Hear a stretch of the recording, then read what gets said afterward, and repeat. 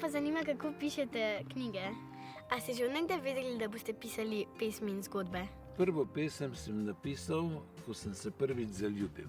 To je bilo v 1. razredu osnovne šole, ker sta v 2. razred hodili 2 deklici, ki sta si bili podobni kot jajce jajcu. Se pravi, bili ste dvojčici, jo niso ločili med sabo, ampak meni se je pa zdela ena lepša. Jaz sem bil strašansko zaljubljen, ampak nisem upal tega povedati. Potem sem se pa spomnil, da jih lahko napišem. Jaz sem mami ukradil eno razglednico, pa sem potegnil 2 črti, pa sem na prvo črto napisal zelo si lepa, na drugo črto pa imam te rad. In sem jim potem to skrivaj spustil v torbo, ampak ste imela enake torbe, pa sem se zmotil, pa sem drugo torbo dal od sestrice. Potem je sestrica to zatožila svoji mami, pa njuna mama je povedala moji mami in je bila cela štala. Ampak jaz sem prepričan, da je tisto na razglednici bila moja prva pesem. Kaj pa se je potem zgodilo, a sta postala par? Ne, cela štala je bila. V 6. sem se pa potem spet zaljubil v eno deklico, ki me je pa marala. In sem takrat spet napisal pesem in to je bila pa srečna ljubezen. Tako imamo doma, jo berejo starši, ampak vi pišete tudi za otroke, a ne? Te 3 knjige, to so romani, v katerih opisujem svoje otroštvo in sem jih pisal 6 let. Potem so pa tu še pesniške zbirke za odrasle. No, tole je pa že za otroke, ker se mi pa zdi zelo pomembna knjiga, ker to je priročnik za ne. Na njej so bele ovce, to so tiste ovce, ki si ne upajo reči ne. Tole je pa črna ovca na rolki z rožnatimi očali, ki je redka in ki si upa reči ne. Jaz mislim, da sem bil celo življenje črna ovca.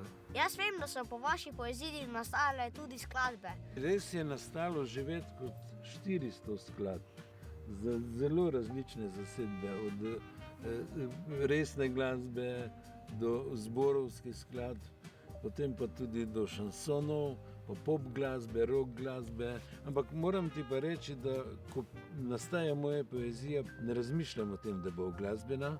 Je pa moja poezija posebna po tem, da je metrično urejena, da je ritmično porihtana.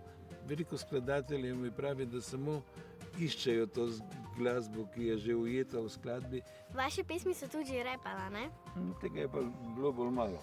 No, pa bom jaz zdaj eno zarepala. Ne maram te pice, če res ni odlična, dobriše s popustom je drugim krivična. A pa enke ne maram, če tudi je gola, se zmeraj, res zmeraj, drži se smola. Super. Super.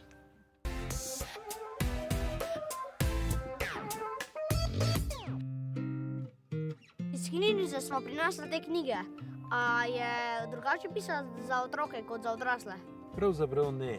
Jaz zmeraj rečem, da pišem z enakim navdušenjem in obenem z enako odgovornostjo, tako za odrasle kot za otroke, ker sem prepričan, da otroci vedo veliko več, kot odrasli mislijo.